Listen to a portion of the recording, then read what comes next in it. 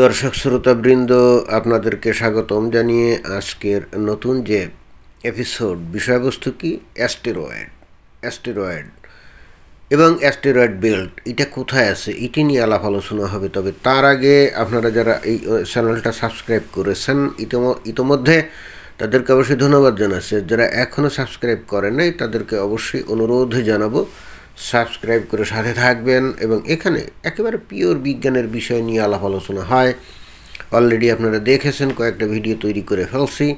তো আজকের বিষয় হলো এই গ্রহাণুপুঞ্জ অথবা অ্যাস্টেরয়েড বেল্ট, এইটা আসলে কোথায় অবস্থিত, ঘটনা কি, কিভাবে তৈরি হলো এবং এইটার প্রমাণ কি। ওই যে রাতের বেলা আমরা উল্কা পাত দেখি, ছুটন্ত তারকার মতো হঠাৎ করে ছুটে ছুটে যে আগুনের গোলা আকাশে, তাই না? তো ওইগুলো তো উল্কা, এটা তো আপনারা সবাই জানেন। তো ওইগুলা কোথা থেকে আসে? এগুলো আসে কিন্তু এই যে অ্যাস্টেরয়েড বেল্ট থেকে। ক্লিয়ার? তো এখন আমাদেরকে জানতে হবে এই অ্যাস্টেরয়েড বেল্টটা কোথায় আছে, কেন গঠিত হয়েছে, ঘটনা কী, এবং এটা থাকাতে আমাদের কি কোনো সুবিধা আছে নাকি অসুবিধা আছে, এগুলো একটু চিন্তাভাবনা করতে হবে আর কি। তো অবশ্যই সাথে থাকবেন। একটু এক পাশ এনলার্জ করে দিলাম, এতক্ষণ যে চিত্রটা আপনারা দেখছিলেন সেটাকে একটু এনলার্জ করে দিলাম আপনাদের বোঝার সুবিধার্থে। তো আপনারা জানেন যে এই আমাদের যে সোলার সিস্টেম, যার কেন্দ্রে হলো সান মানে সূর্য, তার চারপাশে 8টা গ্রহ ঘোরে। অবশ্য যাদের একটু বয়স বেশি তারা বলবেন 9টা গ্রহ ঘোরে, কিন্তু আপনাদের জানা উচিত 2008 সালের পরে ওই যে সর্বশেষ যে গ্রহ প্লুটো গ্রহ, এইটাকে কিন্তু বিজ্ঞানীরা গ্রহের খাতা থেকে নাম কেটে দিয়েছে। এখন কেন দিয়েছে, নানা কারণ, ওইটা নিয়ে আলাপের এখানে কোনো দরকার নাই। বাট আমাদের যে সোলার সিস্টেম অর্থাৎ সূর্যের চারপাশে যে 8টা গ্রহ এখন ঘোরে, প্লুটোও ঘোরে, বাট প্লুটোকে এখন আর ওই গ্রহের মর্যাদা দেওয়া হয় না। তো এখানে একটা সিকুয়েন্স আছে, আপনারা যদি একটু খেয়াল করেন, ও যে কেন্দ্রে যে সূর্য আছে দেখছেন, এবং তারপরে প্রথম গ্রহটার নাম কি, মার্কারি, যেটাকে বাংলাতে আমরা বলি বুধ। এরপরে যে গ্রহটা আছে, আপনারা যদি এর ওই যে সার্কেল দেখতে পাচ্ছেন, আশা করি আপনারা সার্কেল দেখতে পাচ্ছেন, ওগুলো হলো কক্ষপথ। তো প্রথম যে কক্ষটা একেবারে প্রথমে কেন্দ্রে, ওইটা হলো কি, মার্কারি বা বুধ। এরপরের যে সার্কেল সেটা হলো ভেইনাস, এটা বাংলায় কী বলে, শুক্র গ্রহ, রাইট? ওইটা ঘোরে আর কি। এরপরে যে সার্কেলটা আছে ওইটাই হলো পৃথিবী, অর্থাৎ আমরা সবাই ধন নীলমণি নীল গ্রহ, পৃথিবী নামক গ্রহ, যেখানে আমরা এই যে দোপে জন্তু যেগুলোকে আমরা দাবি করি যে আমরা ভীষণ বুদ্ধিমান, যদি অবশ্য নির্বোধের কাজও করি, ধর্ম নিয়ে মারামারি কাটাকাটি করি, তারপরে সম্পদের দখল নিয়ে মারামারি কাটাকাটি করি তো এই পৃথিবী নামক গ্রহটা, হ্যাঁ, এই পৃথিবী নামক গ্রহটার এই যে সার্কেল, জাস্ট তার পরের সার্কেলটা হলো প্ল্যানেট মার্স। জানেন তো বাংলা হলো কি, মঙ্গল গ্রহ, রাইট? যেখানে নাকি ওই যে ইলন মাস্ক আগামী কিছু বছর পরে নাকি মানুষ নিয়ে ওখানে হাজির হবে, ওখানে ঘর বাড়ি তৈরি করবে, উপনিবেশ তৈরি করবে। ওকে, ফাইন। পৃথিবীটা আমাদের আর ভাল লাগে না, আমরা মঙ্গল গ্রহে চলে যাব। কিন্তু সেক্ষেত্রে একটা সমস্যা আছে, মুমিন মুসলমান যদি ওই দলে থাকে, সেক্ষেত্রে ওখানে গিয়ে কোন দিক মুখ করে নামাজ পড়বে, এটি কিন্তু একটা বড় সমস্যা হবে। পৃথিবীর মতো ওই মক্কা তো পশ্চিম দিকে, বাংলাদেশে যারা আছে আর আমেরিকাতে যারা আছে তারা আবার পূর্ব দিকে মুখ করে। এখন মঙ্গল গ্রহে কোনো মুমিন মুসলমান যদি ওই যে ইলন মাস্কের রকেটে চড়ে হাজির হয়, তারা একটা বিপদে পড়বে না? কারণ ওখানে তো মক্কা নাই, অথবা এমনও হতে পারে মক্কা আসছে, আমরা জানি না, গেলে দেখা যাবে নাকি। তো এরপরে এই যে মার্স অর্থাৎ মঙ্গল গ্রহ, এরপরে যে গ্রহ এটা হলো কি, বৃহস্পতি। এখন আমরা যদি ভালো করে খেয়াল করি তাহলে দেখব যে ওই সূর্য থেকে প্রথম যে গ্রহ মার্কারি, এবং তারপরে ভেইনাস, তারপরে আর্থ, এবং তারপরে মার্স, এখানে একটা গ্রহ থেকে আর একটা গ্রহের যে মাঝখানের যে দূরত্ব, এখানে একটা রেশিও মেনটেন করছে, মোটামুটি একটা সমহারে দূরত্ব বজায় রাখছে। কিন্তু মার্স থেকে এই যে জুপিটার, অর্থাৎ এই মঙ্গল থেকে যে বৃহস্পতি গ্রহ, এইটা যদি আমরা খেয়াল করে দেখব যে হঠাৎ করে অনেক বেশি দূরত্ব হয়ে গেছে।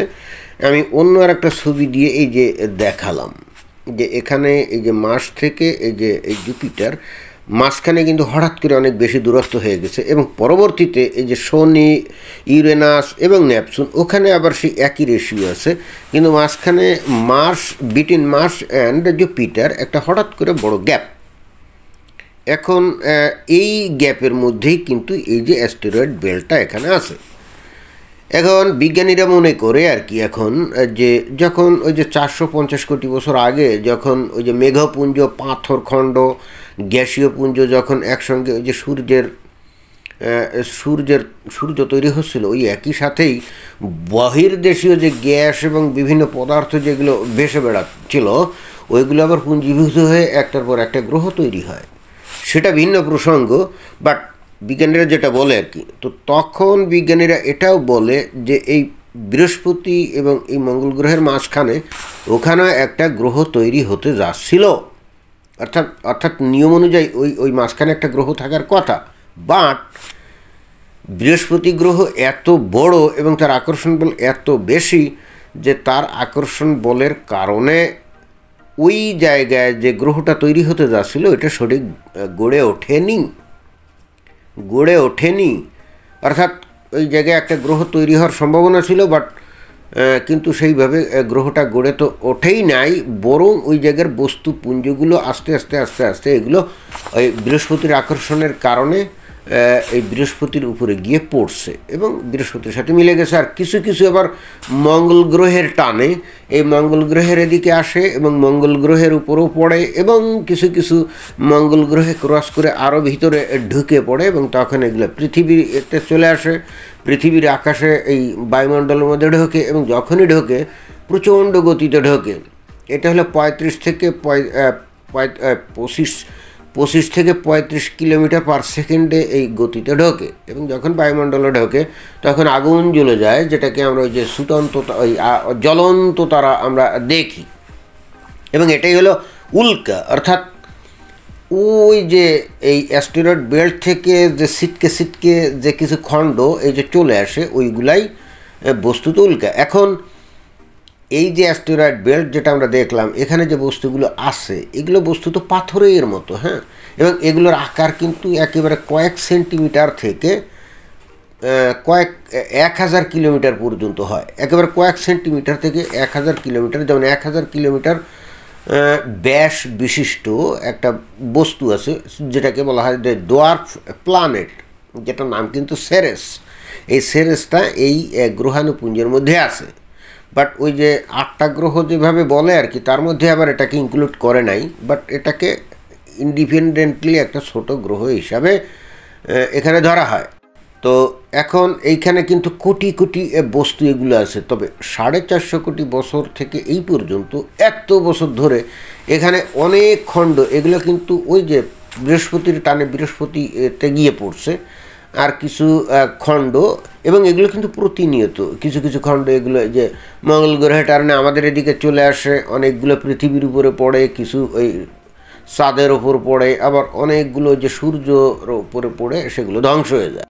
তো পৃথিবীর উপরে যেগুলো আসে ওই বায়ুমণ্ডলের ভিতরে প্রচণ্ড গতিতে, ওই যে বললাম 25 থেকে 35 কিলোমিটার পার সেকেন্ড ওই যে চলে। এই যে এখানে রাতের আকাশে এই যে উল্কাপাত আমরা দেখতে পাচ্ছি যে প্রচণ্ড গতিতে যখন ছোটে তখন বায়ুমণ্ডলের ঘর্ষণের সাথে ওগুলো জ্বলে যায়, এবং তখন ওটাকে মনে করা হয় আর কি, আগে আমরা মনে করতাম ছোটোবেলায় যে এই তারকা ছুটে যাচ্ছে, তাই না? এখন তো আমরা জানি যে ওইগুলো কোনো তারকা না।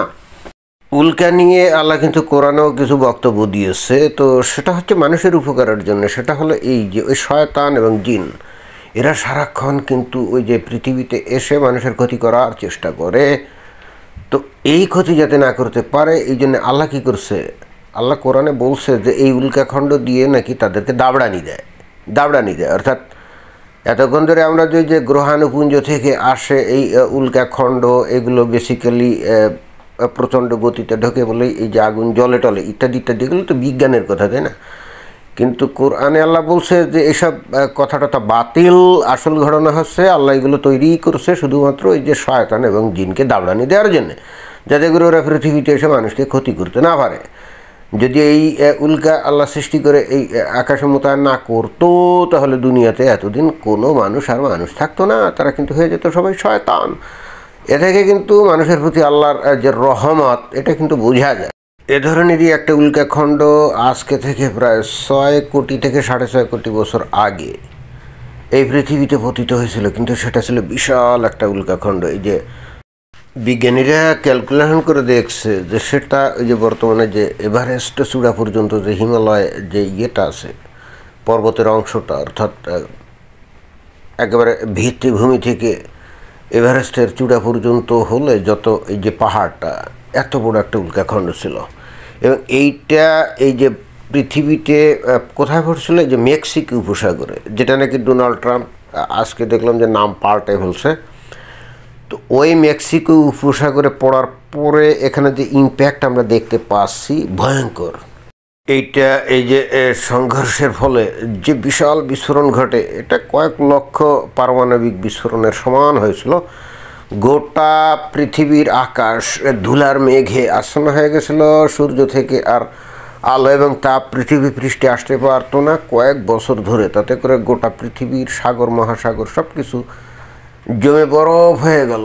এর ফলে হচ্ছে কি, ওই যে বিখ্যাত সেই ডাইনোসর জাতীয় প্রাণী, যারা নাকি আসলে সরীসৃপ ছিল এবং যাদের রক্ত ছিল শীতল, সরীসৃপ প্রাণীর রক্ত হলো শীতল, অর্থাৎ শীতকালে এদের রক্তের তাপমাত্রা কমে যায় আর গরমকালে বাড়ে।